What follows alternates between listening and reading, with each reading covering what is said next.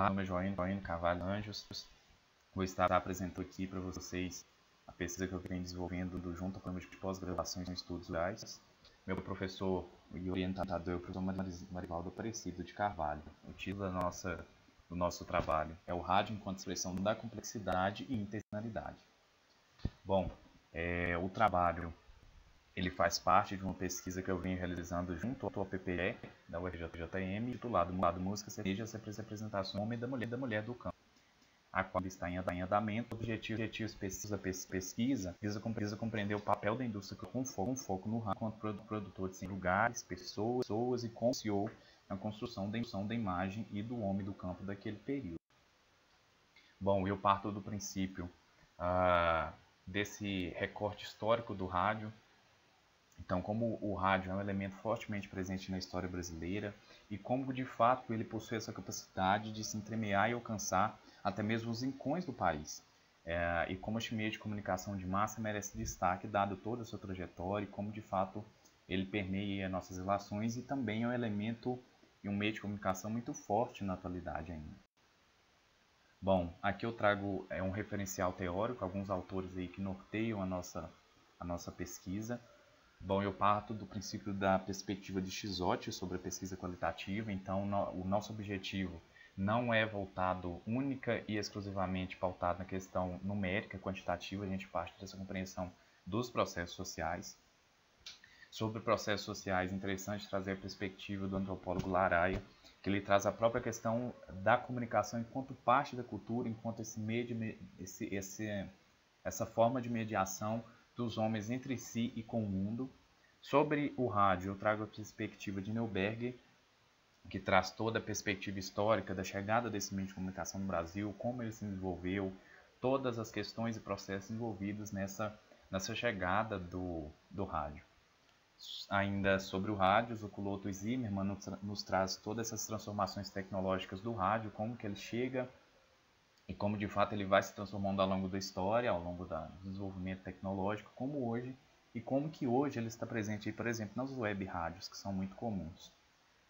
Sobre o rádio e a identidade nacional, a perspectiva de Lima é muito perspicaz, no sentido que nos apresenta como que os governos utilizaram o rádio como um mecanismo interessante para criar uma ideia de nação. E sobre a complexidade, Edgar Morin é um autor ímpar para compreendermos todas essas relações e como ele nos propõe um olhar não fragmentário para a sociedade, um olhar não fragmentário, ele propõe essa ideia da complexidade, do diálogo entre as disciplinas para compreender os processos sociais. Ivani Fazenda traz essa perspectiva da interdisciplinaridade, que vai dialogar muito sobre o pensamento do Edgar Morin sobre a complexidade.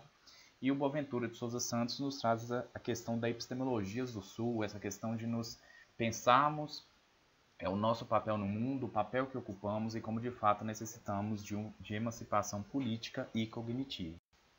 Bom, como metodologia, nós trabalhamos com análise do discurso, então o discurso ele tem esse sentido, tomando como base a perspectiva de Orlandi, ele tem essa ideia de percurso, de correr, de pôr em movimento, então o discurso é uma palavra em movimento, uma prática de linguagem, e o discurso, o estudo do discurso, ele observa-se o homem falando, então analisar o discurso vai ser muito perspicaz e muito conveniente para a gente compreender essa característica do rádio enquanto meio de comunicação. Bom, outra perspectiva interessante é de Fairclough, que ele traz que o discurso é moldado e restringido pela estrutura social, então dialoga com aquela perspectiva que eu já citei anteriormente sobre a questão do rádio ter sido usado para fins políticos, por exemplo, e a criação de uma ideia de nacionalidade.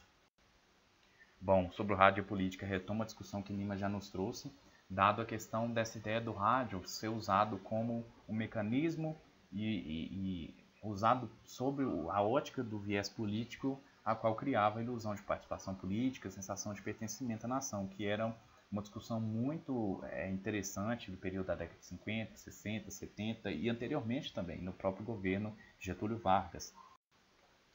Sobre complexidade e interdisciplinaridade, então nós acreditamos, a partir do que a gente vem estudando, que o rádio ele é uma expressão da complexidade, tanto por habitar o mundo rural quanto o mundo urbano, e ele é adotado, ouvido, compreendido de diversas formas, principalmente quando nós pegamos a questão dessa linguagem ser acessível e que transita entre a sonoridade e a entonação. Bom, aqui eu trago alguns resultados preliminares, lembrando que esses dados são do Ibope Media, que é um trabalho muito interessante que nos traz uma série de dados extremamente interessantes para compreendermos como que anda o consumo de mídia no país. Então aqui nós temos o quantitativo de mídias, temos a região sudeste aí liderando com 2.098 emissoras de rádio. Então a região que concentra que apresenta maior concentração de emissoras de rádio no país, que é muito interessante e nos remete também à própria questão da industrialização, né? Lembrando que o Sudeste foi um dos polos aí com maior grau de urbanização ao longo da história, e que se reflete hoje no nosso tempo presente. Sobre o percentual de uso das mídias, nós observamos através desse esquema que o rádio, tanto AM quanto FM, apresenta 62%, que é um dado muito interessante e muito expressivo, dado aí todas as outras mídias também que existem no Brasil, né? A TV aberta lidera e o rádio apresenta aí, ocupa aí a 4ª posição. Bom, a participação da audiência na rádio, observamos aí que o rádio offline apresenta ainda uma presença significativa, alcançando 93,5%, e a rádio web apenas 6,5%. Então observamos que de fato o rádio, além dessa presença significativa na nossa sociedade, o rádio offline ainda ocupa um papel central nesse meio de comunicação. Bom, era isso que eu tinha para trazer para vocês hoje. Aqui nós temos as referências que eu utilizei e estamos utilizando ao longo da pesquisa. Bom, e por fim agradecer a coordenação de aperfeiçoamento de pessoal de nível superior à CAPES, a Pró-Reitoria de Pesquisa e Pós-Graduação, PRPPG, ao Programa de Pós-Graduação em Estudos Rurais, PPG, e ao meu orientador, professor Marivaldo Aparecido de Carvalho. Obrigado pela atenção de todos. Olá, eu sou Daniela Luiz Silva, sou mestranda do Programa de Pós-Graduação em Estudos Rurais da UFVJM. O meu resumo tem por título Análise da Associação de Piscicultores no Vale do Jequitinhonha, em Minas Gerais. O coautor é o professor Dr. Tiago Vasconcelos Melo, do Programa de Pós-Graduação em Estudos Rurais. Nos últimos anos, uma quantidade significativa de recursos financeiros foram direcionados para a implantação de projetos na região do Vale do Jequitinhonha. No entanto, é comum encontrar projetos oriundos desses recursos financeiros que estão paralisados, pois muitos foram implantados no modelo de cima para baixo, sem que houvesse a participação dos atores envolvidos. Um dos exemplos desses projetos é o da Associação de Piscicultores de Araçuaí. Nesse sentido, o projeto envolve a criação de tilápias em tanques-redes na barragem do rio Calhauzinho. O projeto fazia parte do programa de fortalecimento da piscicultura desenvolvido pela Rural Minas. O projeto teve início em 2007, envolvendo na época 23 agricultores familiares em um sistema de associativismo. E após a morte de toda a produção dos peixes, o projeto foi abandonado em 2008. Depois de alguns anos, em 2019, o projeto foi retomado com apoio de 3 instituições gestoras.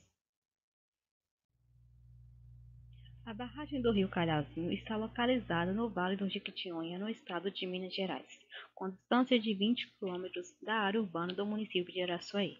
A figura 1 registra a barragem do rio Calhauzinho, sendo que a barragem foi construída em 1991 com os objetivos de perenizar o córrego Calhauzinho, controlar enchentes e abrigar projetos de piscicultura, irrigação e abastecimento. A bacia do rio Calhauzinho hoje abriga mais de 15 comunidades rurais. Diante de todos os problemas que o projeto envolve, pretende-se saber se o projeto de criação de tilápias, retomado pelas entidades gestoras e desenvolvido pela Associação de Piscicultores de Araçuaí, tem chances de ter êxito, uma vez que a criação de tilápias não faz parte da cultura dos agricultores da região. A figura 2, ela registra a falta do tanque-rede instalado na barragem do rio Calhauzinho e com o senhor alimentando os peixes. A figura 3, ela registra a falta das tilápias em fase de crescimento. O objetivo geral do trabalho é analisar o projeto de criação comercial de tilápias desenvolvido pela Associação de Piscicultores de Araçuaí e examinar sua contribuição na potencialização das comunidades rurais abrangentes. Quais são os objetivos específicos? Primeiro, analisar o processo histórico dos projetos de desenvolvimento no Vale do Jequitinhonha e sua relação com a implantação do projeto de piscicultura em Araçuaí. Segundo, identificar e analisar o modo de organização e de trabalho da Associação de Piscicultores. O terceiro, identificar os fatores que podem contribuir ou não para o êxito do projeto. E por último, levantar e avaliar possíveis projetos para a região. A metodologia utilizada é o seguinte: os dados do estudo estão sendo obtidos por meio de uma abordagem com instrumentos de cunho qualitativo e quantitativo com instrumentos de coleta de dados. Dessa forma, foram utilizados como instrumento de coleta de dados para pesquisa de campo a aplicação de questionário auto-aplicável e a entrevistas. Foram convidados para participar do estudo os membros da Associação de Piscicultores de Araçuaí e os representantes de uma das entidades apoiadoras do projeto, sendo que foram aplicados os questionários aos membros da Associação de Piscicultores e as entrevistas foram realizadas com os representantes de uma das entidades apoiadoras do projeto. Como será feita a análise dos dados? Os dados coletados eles estão sendo organizados através do programa da Microsoft Excel para análise estatística descritiva dos resultados. Será realizada também uma análise de cluster utilizando o método hierárquico pelo modelo WARD. Atualmente, o projeto de criação de tilápia continua funcionando com uma quantidade reduzida de membros, cerca de 10 famílias que estão divididos em 3 grupos que estão organizados conforme as suas localizações, sendo que o primeiro grupo está localizado na parte de baixo da barragem, o segundo grupo está localizado na parte do meio e já o terceiro grupo está localizado na parte de cima da barragem. A pequena produção das tilápias ela está sendo vendida na Feira Livre de Araçuaí, que é o principal meio de escoamento da produção. Até o momento, não teve morte das tilápias adultas em 2021, mas uma família alegou que perdeu grande parte dos alevinos comprados. Além disso, algumas famílias alegaram a dificuldade de venda na produção por um bom preço e a dificuldade de conseguir crédito para manter o negócio. Os questionários eles foram aplicados em dezembro de 2020 e em outubro de 2021. E eles ainda estão sendo analisados, por isso os resultados ainda são preliminares. As figuras 5 e 6 são fotos dos tanques-redes instalados na barragem do rio Calhauzinho. Foram registradas no dia da aplicação do questionário, em que os membros do grupo 2 estavam realizando uma atividade. Cada família possui cerca de 7 tanques desses instalados. A foto 6 ela registra os tanques divididos aí por 3 famílias, sendo que cada linha de tanque pertence a uma família. No final da pesquisa, pretende-se alcançar o maior entendimento quanto à realidade do projeto, levando à compreensão da perspectiva do seu futuro. Portanto, os resultados da pesquisa podem contribuir para a perspectiva futura do projeto, além do que pode contribuir de base para as entidades locais frente a outros possíveis projetos. Dessa forma, pode proporcionar impactos positivos para as comunidades rurais. Esta é parte da referência bibliográfica utilizada. Agradecemos ao Programa de Pós-Graduação em Estudos Rurais e ao UFVJM. Muito obrigada pela atenção. A observação do comportamento na psicoterapia online. Autores: Geisa Maria Pereira, Céci Maria Martins Brito e Cleiton Mendes Araújo. Eu sou a Geisa, estudante do 2º período de Psicologia da Faculdade Favenorte. Na psicoterapia, a observação do comportamento é uma ferramenta imprescindível para a coleta de dados e avaliação precisa do paciente durante a sessão. Observar vai além da escuta e diálogo, é perceber aquilo que não é dito. Portanto, a observação é uma técnica de investigação que permite a análise do comportamento de maneira direta, possibilitando assim ao psicólogo identificar elementos para a delimitação do problema do paciente, aproximando-se das perspectivas do sujeito. É sabido que a terapia online, os psicólogos têm dificuldade de observar os gestos, posições, expressões, articulações do paciente durante uma sessão de psicoterapia. A psicoterapia online ela também pode afetar o vínculo terapêutico, que é essa relação do terapeuta, do psicólogo com o paciente, e também dificulta a terapia com crianças, né? De colocar ali uma criança para fazer a terapia online há uma dificuldade maior. Então, o problema do trabalho é identificar, né, se a terapia online tem a mesma eficácia do que a terapia presencial, do que tange à observação do comportamento. Temos como objetivo principal analisar a importância da observação do comportamento dentro da psicoterapia online. Foi usado como metodologia, como método de pesquisa para a realização desse trabalho a pesquisa bibliográfica e pesquisa qualitativa. Foi feita uma busca na plataforma do Google Scholar e selecionados 15 artigos publicados, entre os anos 2015 e 2021, com o critério de escolha de busca que tinham as seguintes palavras-chave: a observação, o comportamento e a psicoterapia online. Devido, à pandemia do Covid-19 em 2020, o CFP ele possibilitou aos psicólogos ao atendimento virtual, a fazerem psicoterapias no atendimento ali por meio de plataformas virtuais, plataformas online, porque a demanda da procura de psicólogos foram muito grandes devido aos transtornos causados por conta, do Covid. Então, a procura foi muito maior durante esse período de pandemia. Então, o CFP, que é o Conselho Federal de Psicologia, possibilitou aos psicólogos a terem esse acesso de fazer a terapia online por meio do uso das plataformas virtuais. Então, os resultados mostraram que a terapia online possui inúmeros benefícios. No entanto, a observação do comportamento não é tão eficiente quanto na terapia presencial, dificultando também os atendimentos infantis, a avaliação e criar a hipótese do problema do paciente. E muitas das vezes acontece a evasão do processo terapêutico, pois muitos pacientes não se adaptaram a essa nova modalidade.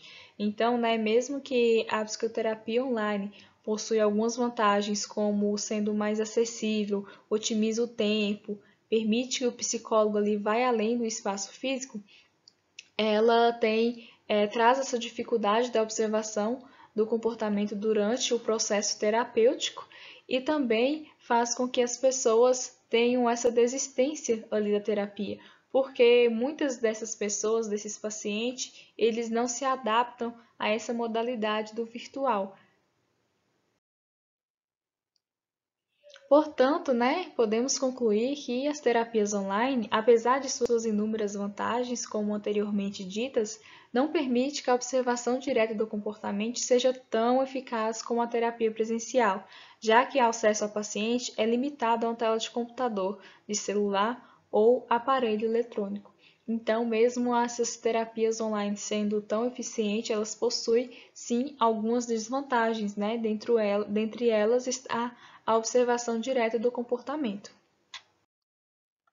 Os agradecimentos. Agradeço primeiramente a Deus pela saúde e disposição para a realização desse trabalho, a Universidade Favenorte, em seu corpo docente, em especial a professora Céci Maria, pelo auxílio e todo o suporte necessário em todas as etapas do trabalho, e a Cleito Mendes Araújo, coordenador do curso de Psicologia, e também a UFVJM, pela oportunidade de publicação desse trabalho como forma de ampliação do conhecimento.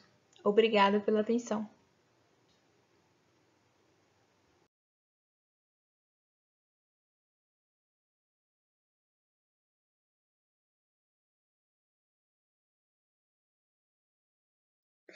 Olá, meu nome é Nayara, sou discente da Universidade Federal dos Vales do Jequitinhonha e Mucuri, do curso de Licenciatura em Educação do Campo, na área de Ciência da Natureza.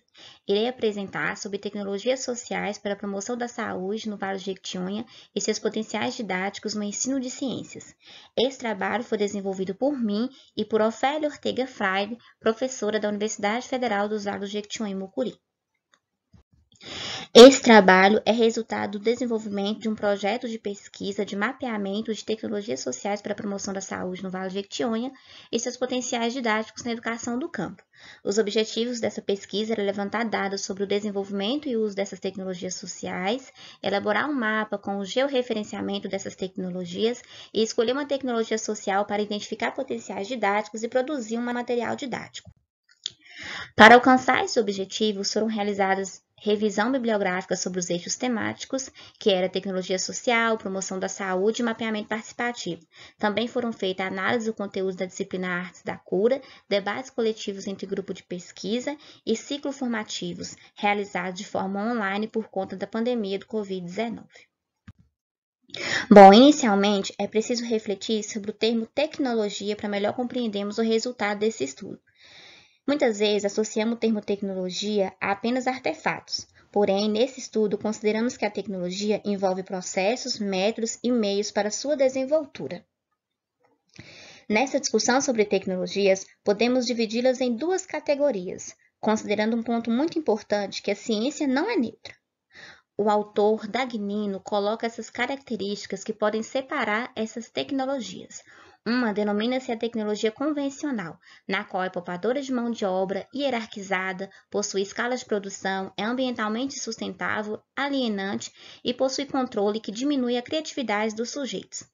Já a tecnologia social, que é o fruto e estudo dessa pesquisa, potencializa a criatividade do trabalhador, não é discriminatória, não é hierarquizada, prioriza a sustentabilidade ambiental e principalmente a inclusão e participação popular.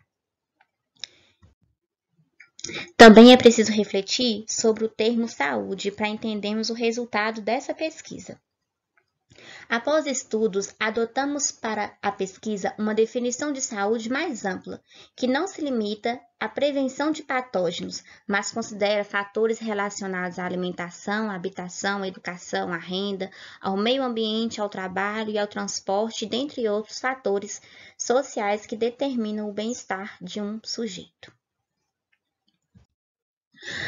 Bom, a partir da pesquisa e análise dos conteúdos de artes da cura, foi identificado essas três tecnologias sociais: o uso de plantas medicinais, prática de curandeiras e benzedeiras e prática das parteiras.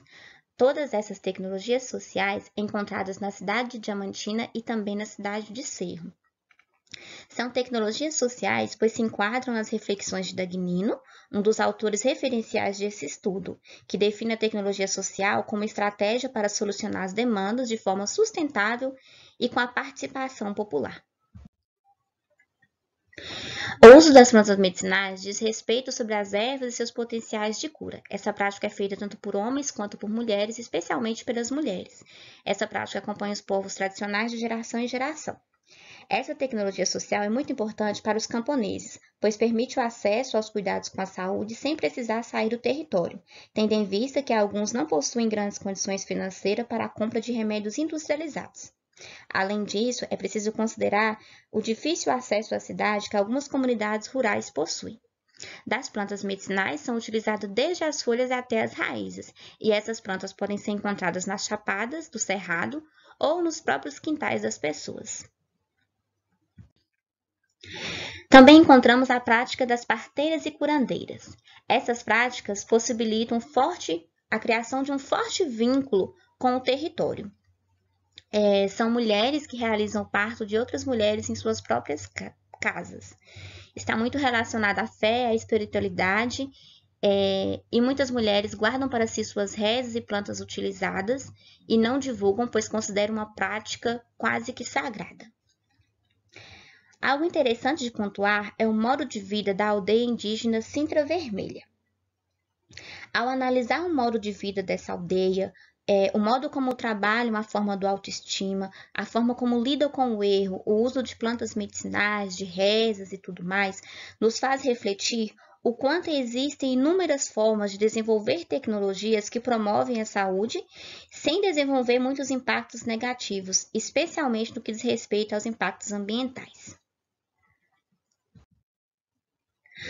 Bom, considerando as tecnologias sociais encontradas e analisando os potenciais didáticos, o autor Delisoikov e seus colaboradores, na qual fazem reflexões segundo os pensamentos de Paulo Freire, aponta que as tecnologias sociais podem se tornar ferramentas didáticas que possibilitam desenvolver a problematização e a identificação de temas geradores e situações significativas. A exemplo disso e de potenciais didáticos, podemos citar a partir da tecnologia social do uso de plantas medicinais, na qual possibilita ensinar conceito de ciências como ensino de botânica, ecologia, fotossíntese, dentre outros. É possível, além disso, desenvolver atividades interdisciplinares. Por exemplo, a partir da localização das plantas e características, é possível lecionar sobre biomas, especialmente o bioma cerrado e seus relevos, além de lecionar química a partir do preparo dos remédios caseiros.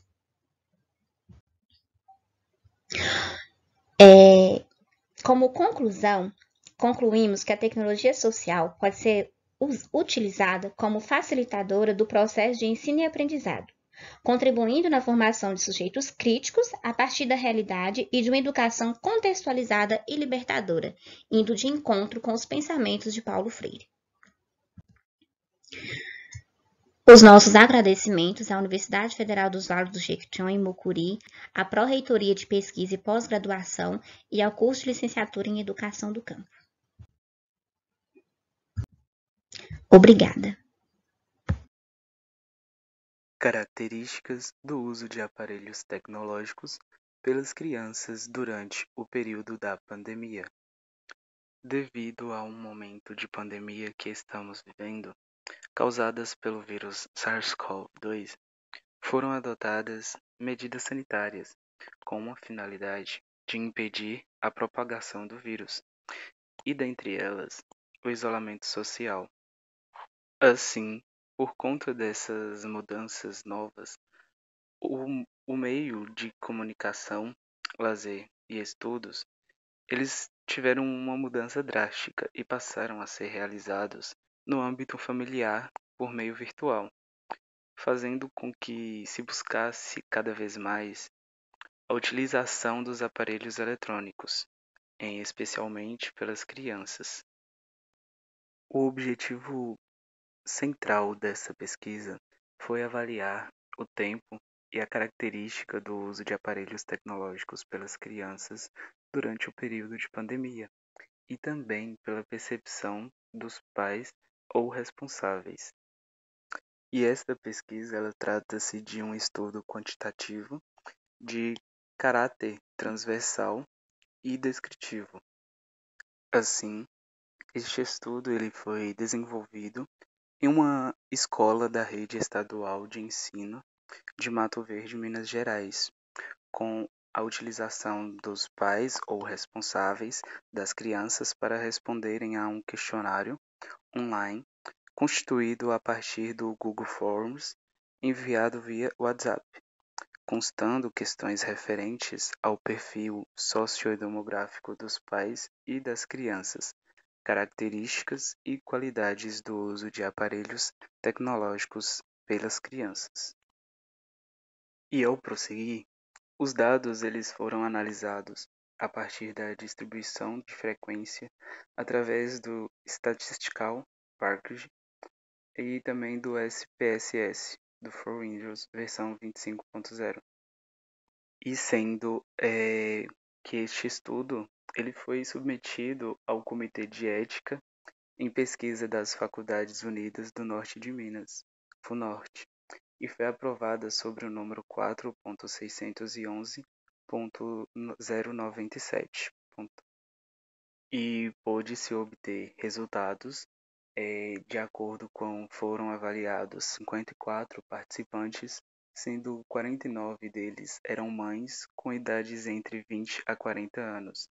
E em relação às características das crianças, foi possível observar que a maioria era do sexo feminino, 54,4% com uma média de idade de 7,06 mais ou menos para 2,35. E quando aos aspectos de tempo de uso destes aparelhos pelas crianças, 63% eles apresentaram um tempo superior de uso a 150 minutos, sendo a mídia mais utilizada o aparelho celular. O motivo deste uso, em sua maioria, era por lazer, estudo e distração, com um monitoramento relatado pela maioria dos pais. Mas, ao questionar momentos indevidos de uso destes aparelhos, 29,6% das crianças elas faziam o uso durante as refeições e 51,9% antes de dormir. Entretanto, em geral, 61,1% dos pais ou responsáveis, eles consideraram benéfico o uso de aparelhos tecnológicos. Pôde-se concluir nesta pesquisa que o tempo de uso destes aparelhos tecnológicos utilizados pelas crianças, ele foi bastante elevado, sendo que é utilizado, em sua maioria, para lazer e estudo. Os pais até relataram fazer monitoramento e considerar o uso destes aparelhos benéficos, só que neste momento de pandemia. Entretanto, é necessário uma atenção quanto à utilização dos mesmos, para que não afetar a saúde mental das crianças, mas também a física e social. Segue aqui as referências utilizadas para a apresentação deste trabalho. E muito obrigado. Olá a todos, meu nome é Vitor Hugo Araújo e eu sou aluno do 6º período da licenciatura em História na Universidade Federal dos Vales do Jequitinhonha e do Mucuri. O trabalho é intitulado Sugismundo, Memória e Nostalgia em torno do personagem criado na ditadura civil-militar, do qual eu sou bolsista, sob a coordenação da professora doutora Keila Auxiliadora Carvalho.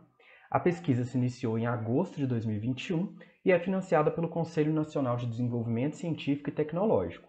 E como se trata de um trabalho iniciado há menos de 3 meses, o que nós vamos apresentar aqui são algumas reflexões acerca da revisão bibliográfica feita até então. Bom, nós partimos da constatação da permanência do personagem Sugismundo na memória coletiva e no vocabulário, como forma de caracterizar pessoas com hábitos reprováveis de higiene.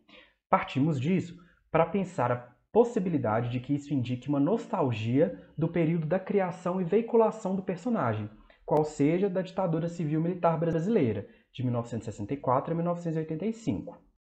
Criado pelo publicitário Rui Perotti Barbosa, da empresa Lynx Filme, a pedido da AERP, Assessoria Especial de Relações Públicas do Governo Federal, o Sugismundo teve sua primeira veiculação em setembro de 1972, em filmes com duração entre 60 e 90 segundos, na televisão, em cinemas, em jingles para o rádio e em formato de cartazes e adesivos em escolas.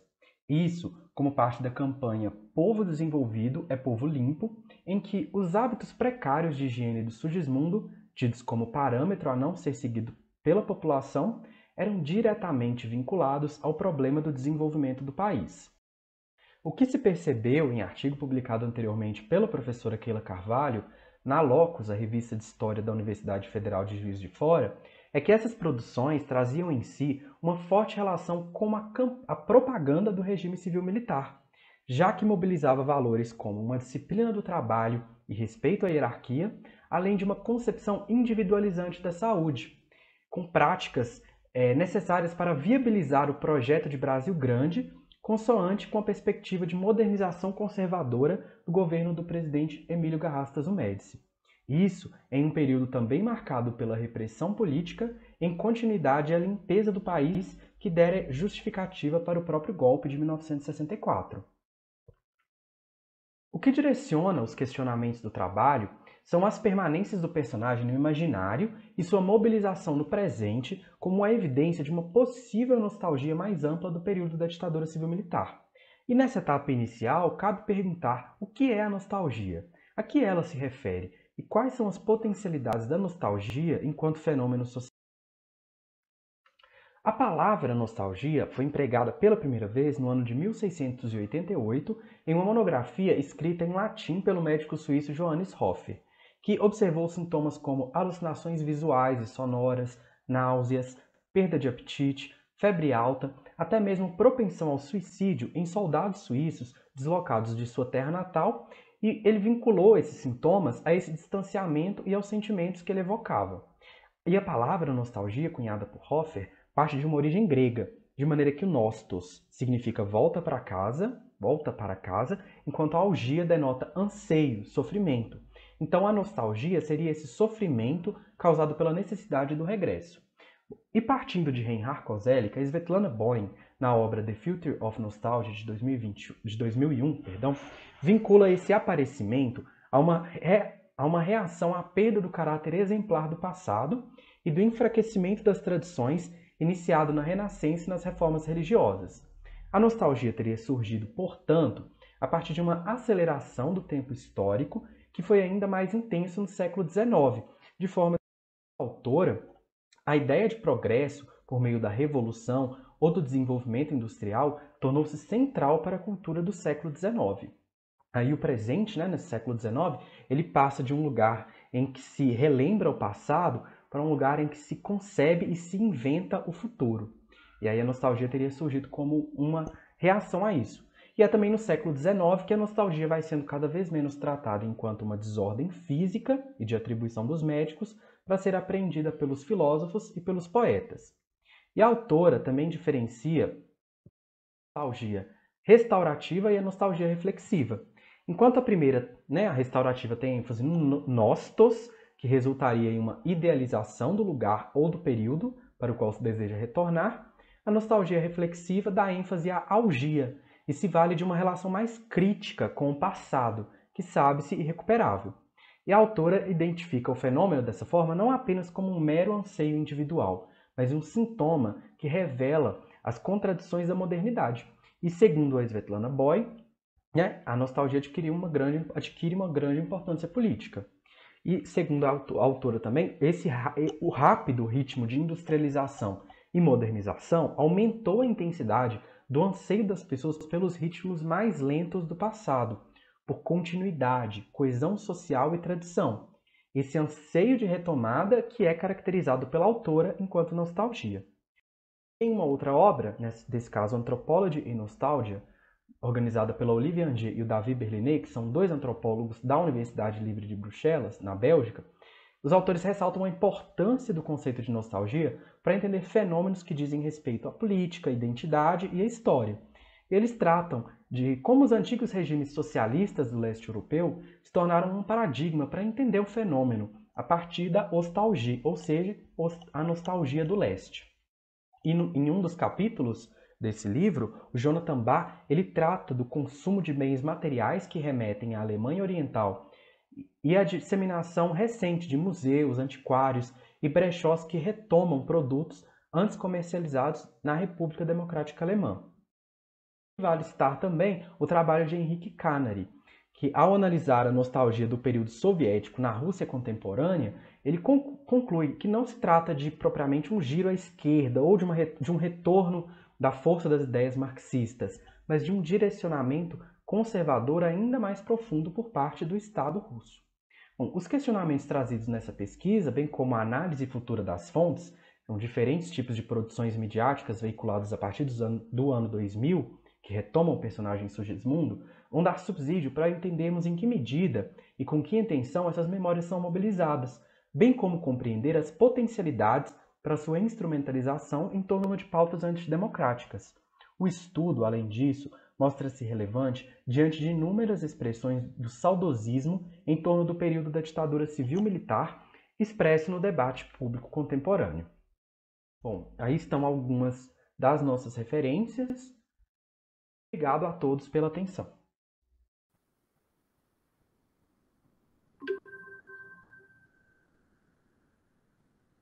Olá, meu nome é Débora Cristina dos Santos, eu sou discente do Programa de Pós-Graduação Stricto Sensu Profissional em Educação, vinculado à Universidade Federal dos Vales do Jequitinhonha e Mucuri, e vou apresentar para vocês um pouco da minha dissertação de mestrado, intitulada Mapeamento dos Recursos Digitais utilizados no ensino remoto do curso de Letras da Universidade Federal dos Vales do Jequitinhonha e Mucuri, em Diamantina, Minas Gerais.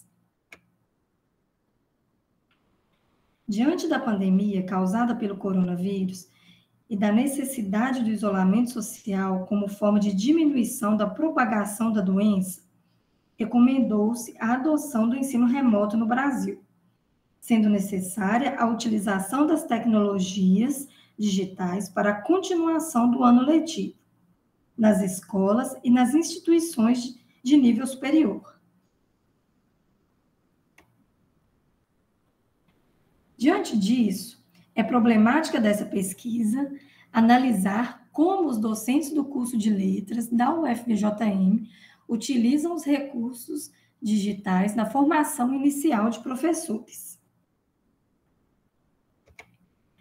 tendo como objetivo geral mapear os recursos digitais utilizados na formação de professores de língua portuguesa pelos docentes do curso de Letras da UFVJM, no período do ensino remoto extemporâneo, correspondente ao semestre 2020/5 em Diamantina, Minas Gerais. Para atingir o objetivo geral, traçamos os seguintes objetivos específicos: analisar os planos de ensino das unidades curriculares ofertadas, observando os aspectos das tecnologias e recursos digitais elencados pelos professores em seus planejamentos. Realizar um levantamento dos recursos utilizados no referido período junto aos docentes do curso. Verificar os limites e as possibilidades de uso dos recursos digitais no processo de formação de professores pela perspectiva dos docentes do curso. E, por fim, descrever os recursos digitais elencados pelos docentes do curso de Letras durante o período remoto 2020/5, comparando o que foi previsto no plano de ensino com o que foi utilizado. Essa pesquisa se caracteriza como uma pesquisa qualitativa exploratória, tendo como sujeito os docentes do curso de Letras da UFVJM e os instrumentos utilizados para a coleta dos dados serão a análise dos planos de ensino e a aplicação de questionário, que neste caso será online devido à pandemia. O instrumento para a análise dos dados coletados será a análise de conteúdo, nesse estudo pautado por Bardan,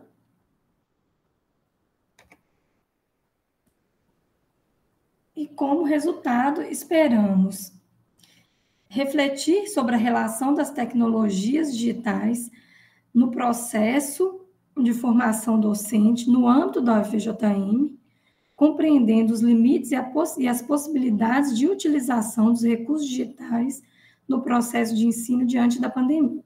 Além disso, espera-se contribuir para o reconhecimento de como se dá o trabalho docente no âmbito do curso de Letras da UFVJM, bem como refletir sobre o contexto educacional diante dos recursos tecnológicos.